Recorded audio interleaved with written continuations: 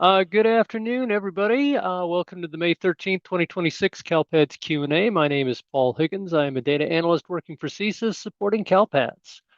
Moving on. Announcements. Just an observation on my part. We're receiving an inordinate amount of the tickets for new user accounts because people failed to meet that deadline. So we're turning a lot of them back to their LEA admins. If you run into any of these people in the wild, just direct them to their LEA admin. And if they are an LEA admin, they will need to put in a service desk ticket because CDE will need to reactivate their account. But everybody else should be going through their LEA admin to get their new accounts or the accounts activated. We're just getting flooded with them, and it's a little much. We're also in end of year. So let's look at that end of year reporting calendar. It is structured a little bit differently. It's not universal the way that, say, Fall 1 is.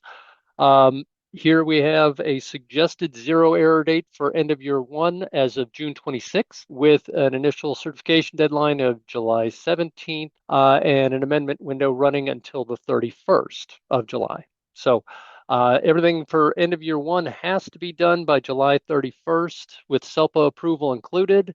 You're supposed to be or recommended to be at zero errors by the 26th to give everybody a month to look at it and make any corrections that needs to happen. When you set it loose on the 31st and everybody signs off on it and then looks at it and goes, oh, but that's wrong and it needs to change. Now you're too late. Do that on the 26th, moving forward to the 31st of July, and you will be all right. End of year 2, we are shooting for a zero error date of August 3rd with an initial certification deadline of August 17th. And that's it. No amendment window on that one. So everything done on August 17th for that one. And again, zero errors by August 3rd to give everybody, all the stakeholders involved, the opportunity to look at the data and actually review it, not just sign off on it and go, yep, it's good enough to get done, because then it just causes headaches down the road. Now, for milestones, if we go to the user manual's milestones for end of year, again, there's two separate ones, one for end of year 1, one for end of year 2. Both of them have us now in the data population stage. You should be manically uploading data to CalPADS, populating everything you got as best you can, and make your life easy and close the enrollments out after you've uploaded the SIMP updates, the SPRIG updates, STAS data, discipline data, everything else. Otherwise, you're just going to have to reopen those enrollments. So upload all your data, and your final closeout should be your SENR data. Just close the book for the year by exiting the enrollment. Let's see. I think. Oh, we did have a build yesterday, and Angela is not with us today to run through that, but Kyron has assured us that the CalPADS known issues list is up to date, reflecting all of the fixed issues as well as the current known issues as of this morning. So that is us as of now. I'm going to now head over to actually, let me take that back. Milo, do you have anything for the group today? Hi everyone. I'm going to post the link to the CalPADS SpEd Roadshow. Dominic is not here today because he's traveling for the road shows. So next week is the statewide virtual road show scheduled for May 21st. So I put the schedule in there, and you can find that registration link if you scroll down to May 21st if you're interested in attending that one. On another note, data collection for the IEP implementation is due this Friday. Thank you. All right, thank you, Milo. Anybody from the CSIS team have anything for the group? Anything about trainings, announcements, upcoming events, anything? All righty, then we are just going to move on out. Let's head on into Q1 from Soraya at 3:01. May we have a status update on issue 7393? Our team is waiting on the DC extract to be bug-free to proceed with end-of-year tasks. If a status update is unavailable, our leads would like to know if the extracts are accurate to use in order to move forward with those tasks. Let's So see.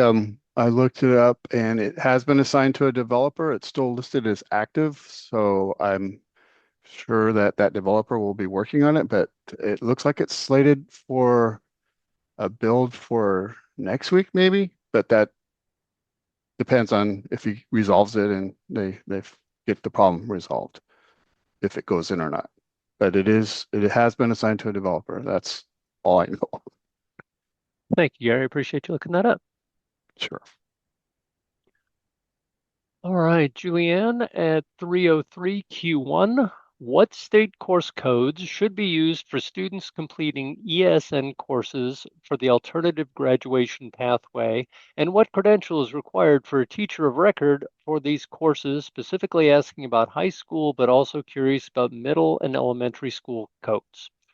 All right, I'm going to address the credentialing first by saying that that's a CTC function, and you should go to CTC's website and look at their credentialing tool to verify that your teacher has the appropriate credentials to be teaching an ESN course. Uh, we do not parse any of that. We don't contain any of that. They look at the credentials, they look at what they taught, they do their evaluation, all separate from us. Now, when it comes to asking the CalPAD service desk for a course code, that's usually shows a certain amount of desperation, and it's generally a bad idea. We do not know what course is being taught. We do not know what is being taught in that course, to whom, by whom.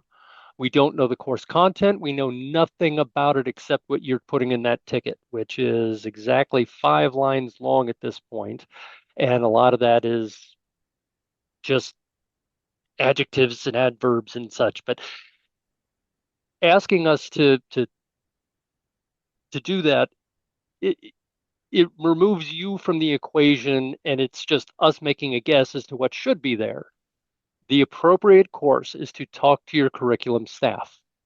Let them review these course codes, look them up in the CalPADS code sets, which has the full definition of what each course code means or contains, and see if that matches what is being taught in that classroom. Because if I just give you a number right now, and Brandy is a magic worker at that because that's what she does. But in general, that's what we are as generalists here. We are addressing everything in CalPADS. I am not a specialist in identifying course codes. Okay. So I am going to leave that there. Looks like Chris put up the link to the CTC site. And I'm going to say if you cannot get your credentialing folks, or not your credentialing folks, your curriculum folks to give you an answer, please put in a service desk ticket so we can, again, work around this to try and get you some help. But again, we're not going to give you a code because we don't know. And if we guess and it causes you problems, that's our fault. And I don't want that. So let's move on from that. All right, Heather, 303 Q1, ELP data collection question 1 of 2. I read somewhere that the start date is the date an application was signed. Would this still apply if the student did not end up participating until 2 months later? Is it better to use the first day of the ELP? Is that on a flash? I can't remember where you read that at, but I know it's somewhere. Flash 305 talks about the expanded learning. I believe that's the only flash we have out right now on that. My inclination would be yes, Heather. So just to clarify, when you're giving us that information, it's in the new LEAP file, and the LEAP file doesn't have start and end dates. So it's only an aggregate of how many days the student participated, if at all, within the academic year. So the start dates really are more for your SIS so that the SIS knows when to extract, for what academic year to extract that data for, right? So our guidance or CDE's guidance is that you give us the students who are participating, and participation according to this flash is anybody that has a signed form. So I would say yes, give us the start date as of when the form was signed, because even if the student never actually participated, we still want that kid to show up in the extract. All right, thank you, Alex. All right, moving on to Carrie 303Q1. What is the LTEL list, or I'm sorry, when in when is the LTEL list usually available in May for download from CalPADS? Where do I find it? I believe that the LTEL list used to be shipped out directly from CDE. Did we develop a real-time report for that? I don't think we We did. no, we have the extract, the cumulative enrollment extract that has the LTEL Maybe that's what I was thinking. in there. And then we have some reports for end of year that got modified to have the columns and filters for LTEL. But I don't know, we've never had a specific report that's just for LTEL and especially anything on a specific date. So I'm thinking maybe they were downloading it from somewhere else. Yeah, I'm fairly certain CDE's reporting office sends out a link showing where it's at, but it's not in CalPADS unless we develop something new. Um, and I think I was thinking about the extract field when I when Mhm. I when I think that. Um, yeah, if you want to put in a service desk ticket, I'll be happy to forward that on to CDE to see their thoughts on it and let them share a date with you.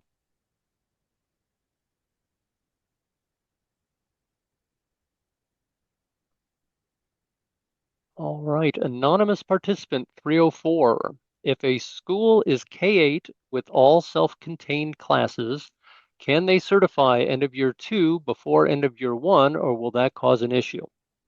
Mm, I don't think it matters really.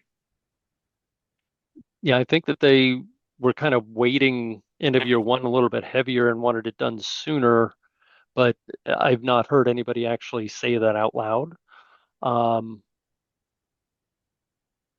n- Paul, the yes, sir. end of year two also triggers the no exit for enrollment error. So Uh, if you close your enrollments at the end of the year and are still working on other end of year one errors, then you could technically be able to certify end of year two because you've already exited your enrollments.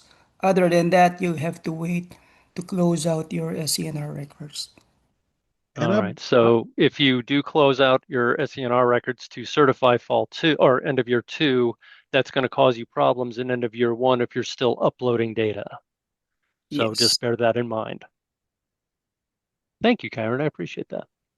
All right, Heather, I see your Q2. Alejandra 307Q1. Hello. Hello. My EL coordinator would like to compare the RFEP list of students she has in our SIS to what is posted in CalPADS. Any recommendations on what I can send her that would capture all of the students that have been RFEP throughout 25-26? And I believe that there is no, it's fall two, isn't it? Let me just scroll for a moment. 2.16, ELAS, ELs reclassified RFEP. And then the 2.17 is the associated list to that count report. So the 2.16 and 2.17 should give you what you're looking for.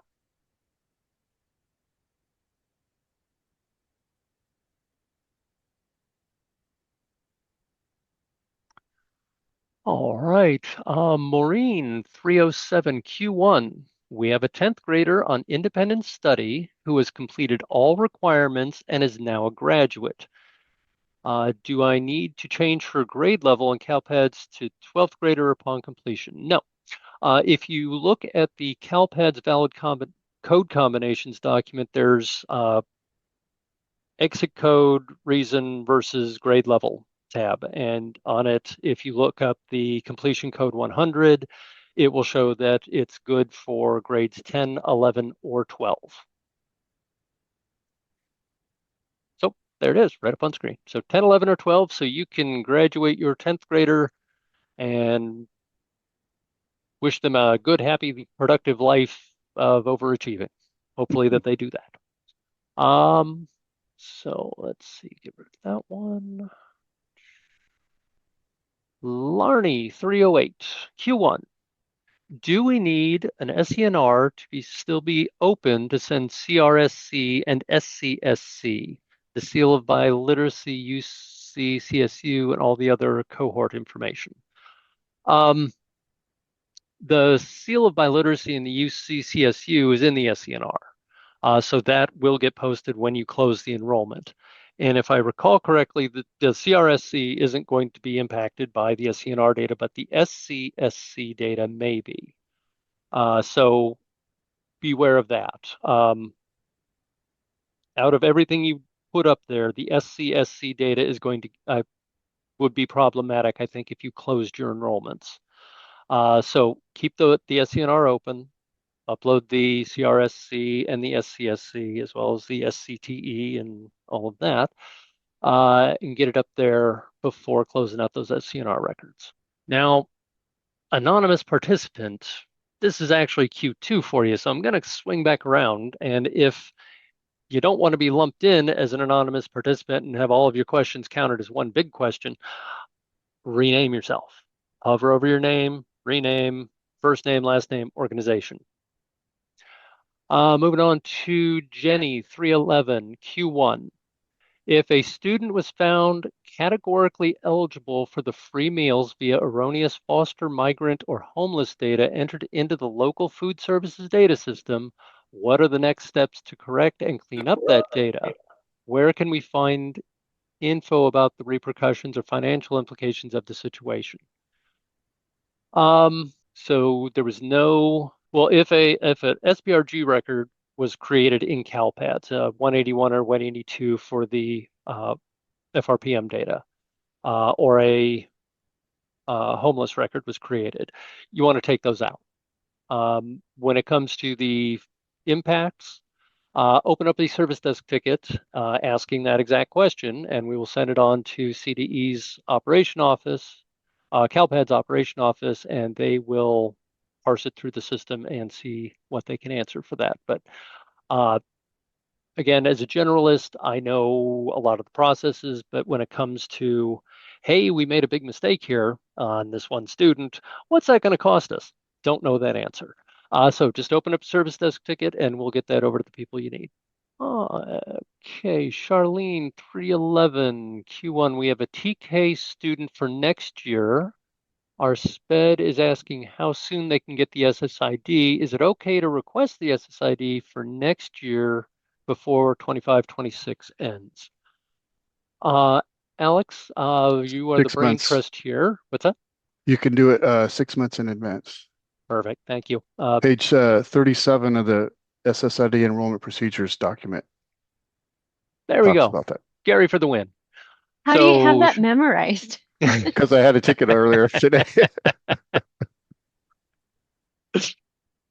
All right, Charlene. So there you go. Gary for the win.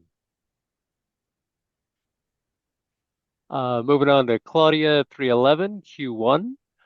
Active issue 7393. Could you please explain this issue and what returning different results means? Was this for the last extract from May? All right, let's see if we can't pull it up. Hold on just one sec. That was the one that was assigned to the developer. Yep, it's the DC coming back with inconsistent results. I don't know who sent that up originally, if they know the details. And I'm getting challenged to get in. Does anybody else in? What it says in VSO is also the note that I can find right now is inconsistent results each time when running the extract. It shouldn't be inconsistent.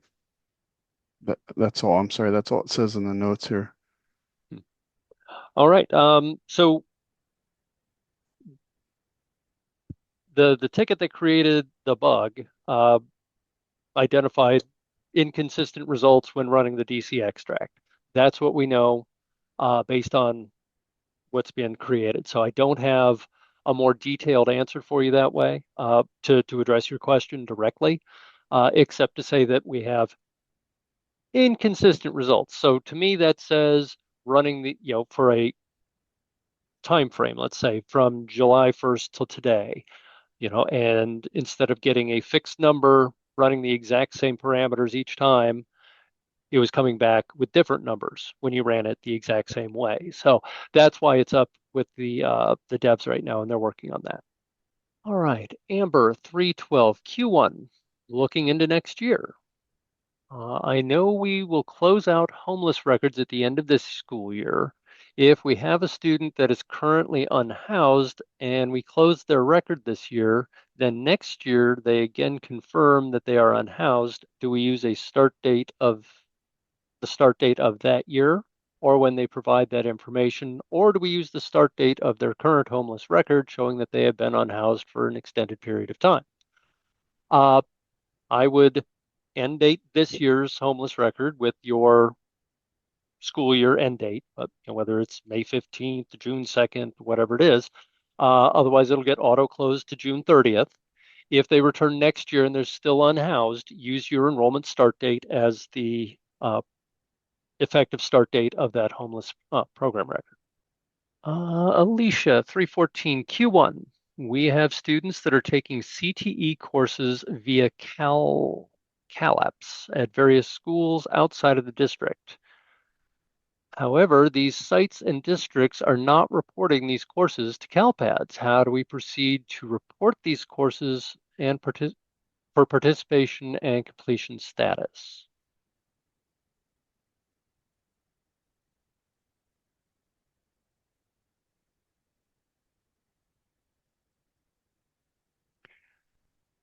Hold that thought.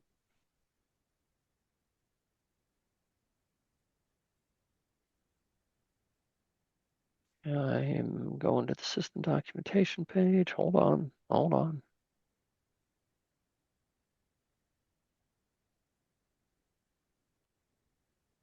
And my speedy driver is there before me.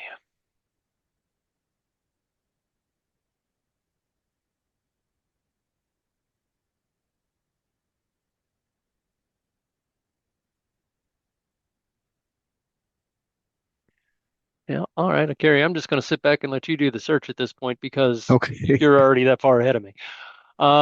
Yeah, what Gary's doing is he went to our FAQ page, expanded everything, and did a control F and is looking up career as the keyword. So he's pulled up everything for it, and right now he has the career technical education in fall 2 topics open. Can an LEA use CTE course codes for course school not Okay, offered? that's not really That's right. not right, no. I thought I had it for a second.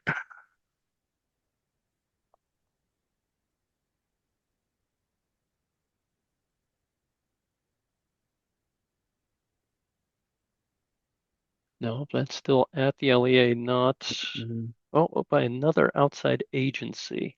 Now, in your question, yeah, Shelley says sounds like it is something similar to Apex where students do online courses in conjunction with the LEA. Alicia, I'm going to ask you to open a CalPAD service desk pickup on this and provide a little bit more detail on that so we can dig into it because I don't think our FAQs contain what you're looking for.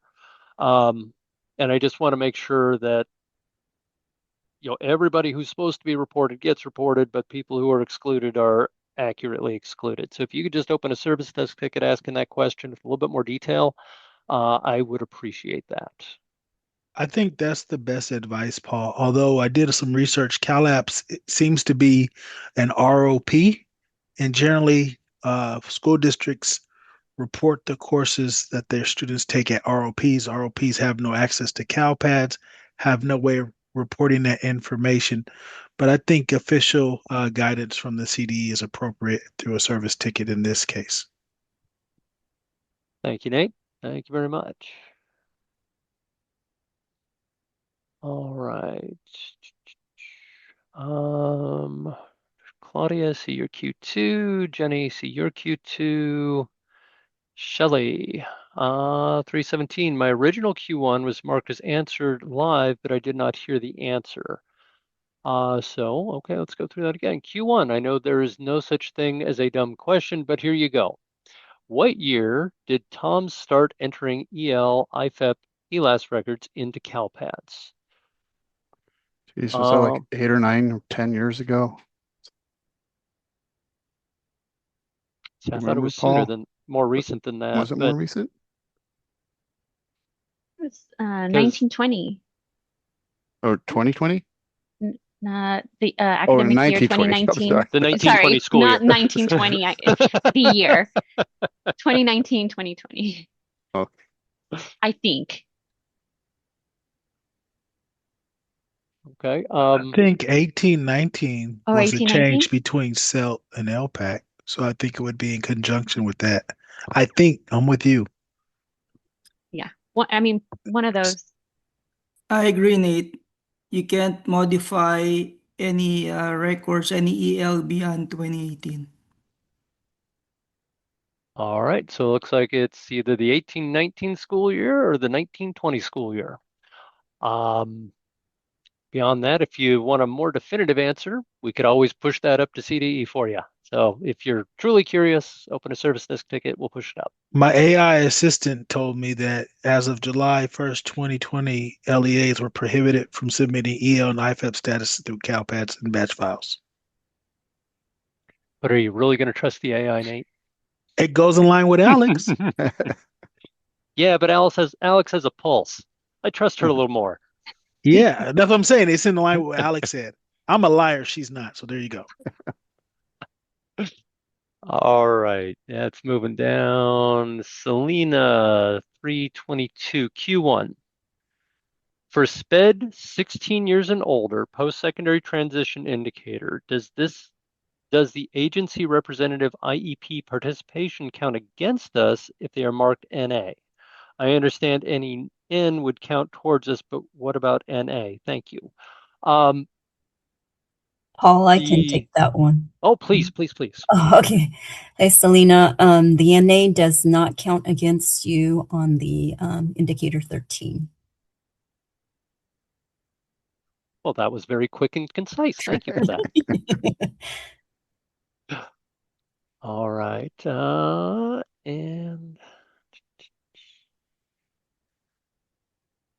And Sarah down at the bottom, 325. I put in a ticket for DC due to quotes being inserted in the file, which prevented me from importing it into Aries. The last extract still had quotes. Okay. But I vaguely remember that ticket a couple months ago, right, Sarah?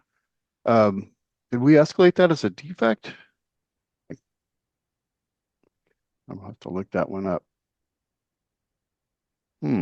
She thinks so. Well, maybe they just accidentally put up an old branch that still had the quotes in it. Who knows? Okay, Sarah. If Gary, would you mind looking into that and seeing if I'll you can look find into that that one. ticket? I appreciate that. All right, going back up, Heather, Q2 at 307. ELP data collection 2 of 2. Are districts required to report summer school program attendance and participation until June 30th if their staff who report CalPADS leave mid-June and won't be available to submit or report ELP data after that last day of school? Are there consequences for reporting academic year ELP but not include summer school?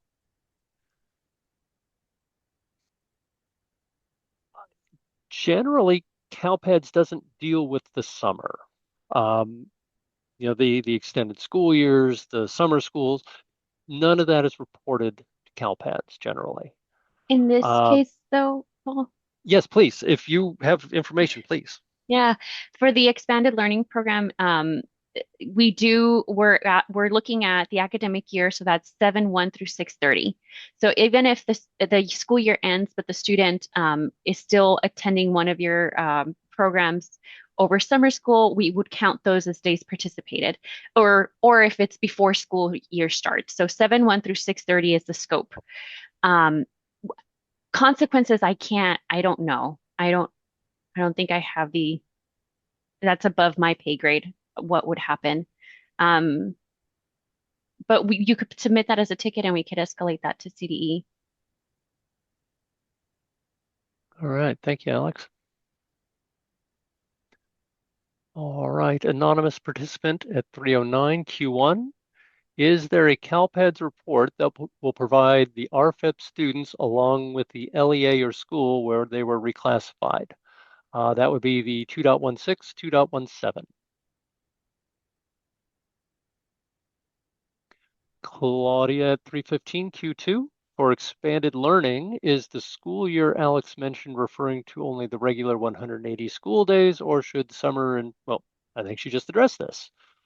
It is for the entire academic year, 7/1 through 6/30.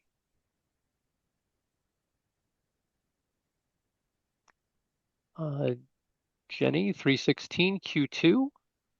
CEP guidance states that LEAs have discretion to group schools for ISP calculations as long as the schools are in the same LEA.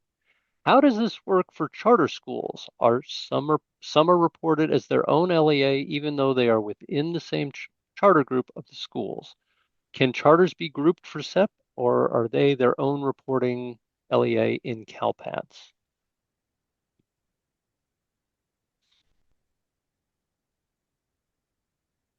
Looks like Gary's pulled up the LCFF FAQs, and there is a CEP section in there that addresses things like this. Well, Go for it, Nate. yeah, a charter school already is established, right? If they're IRC, an independently reporting charter, they're their own LEA, regardless if uh, they're CEP or not, right? They're their own reporting LEA. So they can operate the program, but it would be like a single school. If the charter school is part of the district, then they're treated like any other public school in the district and they report the same way. That stands to reason.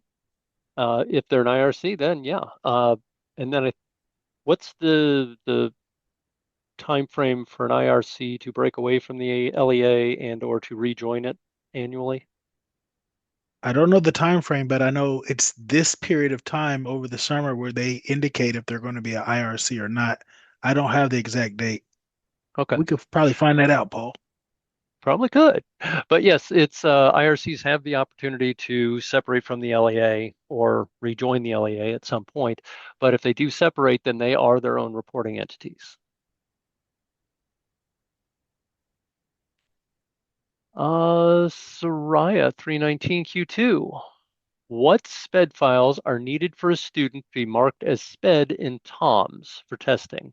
Previous notes state SWDS and plan, but our team would like to confirm or update our understanding.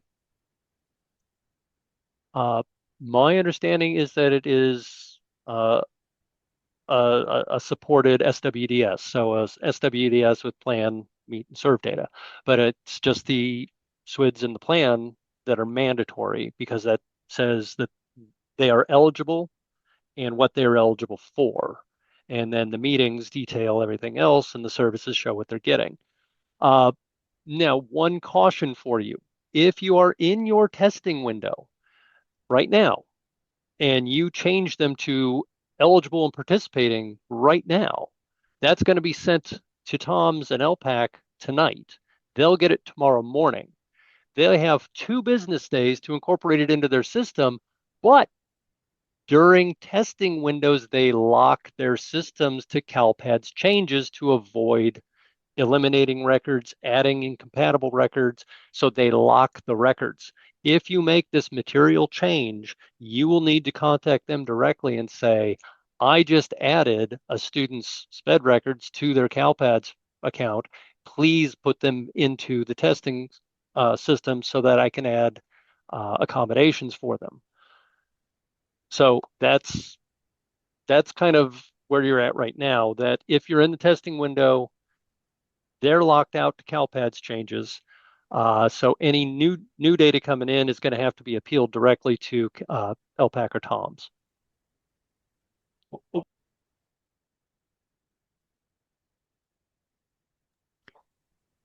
Sorry about that. Alejandra at 322. Hold on.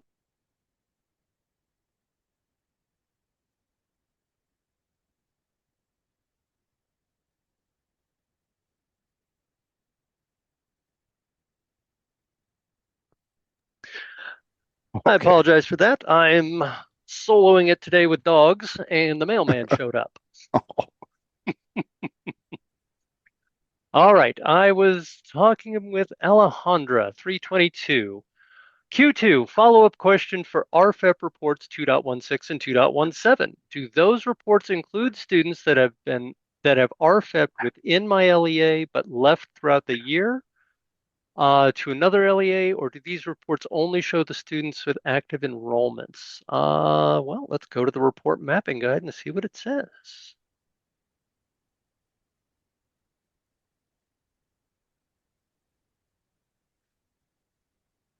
And Gary, I would love to read that, but I can't because it's too small. So I'm going to pull it up myself.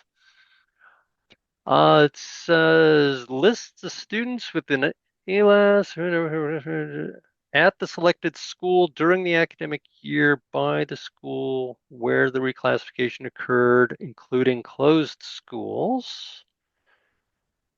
Enrollment. Yeah, so it should include everybody that was done throughout the year at the school that it happened at. And they will be included on the report. It's down here in the basic selection criteria if they were enrolled throughout the year and they were reclassified from EL to RFEP at any time. Yep. And the bottom note there, RFEP is counted at the school/LEA where the student was reclassified even if the school has since closed. So it doesn't specify them moving on, but if they were there, it should be reported there. All right, Alicia, 324 Q2. We have graduating seniors that will be taking summer school CTE completer courses. They are finishing their school year at the end of May and will complete the course in the summer before end of year 2 closes. Would these students potentially count as CTE completers? I believe yes. I believe Yeah, that's correct. As long as yeah. they're done by that, what is it, August 15th date? Yeah, I was trying to decide whether it was the August 15th date or June 30th. There's the break, but I think you're right with the August 15th. Yeah, if so long as they're completing and end of year 2 closes what, August 15th, whatever the date was. Yeah, so long as they're done before then, you're good. And Jan, 216, 217. Thanks, Jan. RFEPs Unite. Jan 337 Q1. I was multitasking and missed the live answer to Amber's Q1 at 312 regarding homeless record start dates for the new year. As Chris said, close this year's record and use next year's enrollment start date as the beginning, as the next start date. All right, so it is now 3:43 and we have emptied out the Q&A box. How's Paul, everybody doing? if Yes, I ma'am. can add one thing to the homeless records, Please. the start date can be before the start of the school year. So it is technically still an eligibility program. So the start date could be 7/1, let's say, and your school doesn't start till August 1st. So that would be allowed. It just needs to be within the new academic year. The program end date needs to overlap the enrollment though. So it's only the start date that can fall outside of the enrollment, but still within the academic year. Good qualifiers there. All rushed in at the end. All little footnotes. Yeah. Carrie, 343 Q2. Can you clarify when enrollments should be closed out? You should complete your data population. Upload all SIMP updates, SPRIG updates, course updates, student course enroll. Everything that needs to be posted to a student account should be posted before you close that enrollment. Think about it as at the beginning of the year, you open a book by posting that SENR.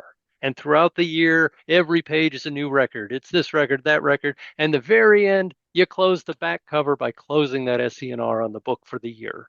You put it up on the shelf and the year is closed. Does that make sense? Right.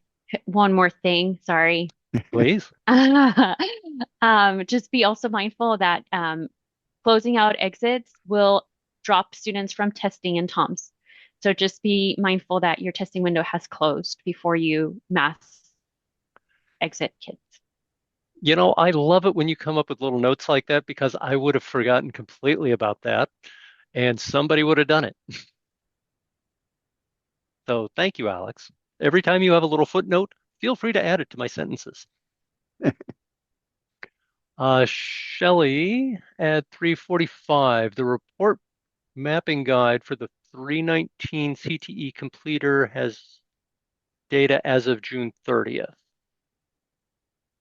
All right, we'll have to go and check that report mapping guide. And I'll check it against the spec, so that way it's all done right.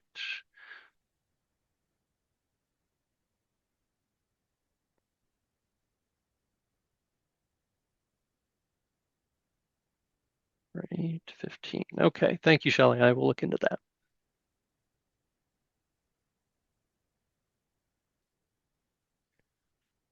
All right, and where are we?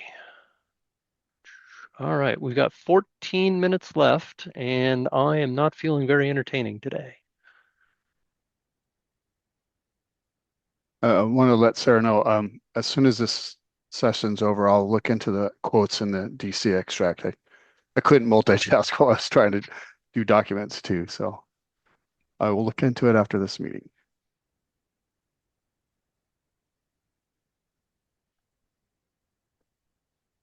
And Sarah thanks you.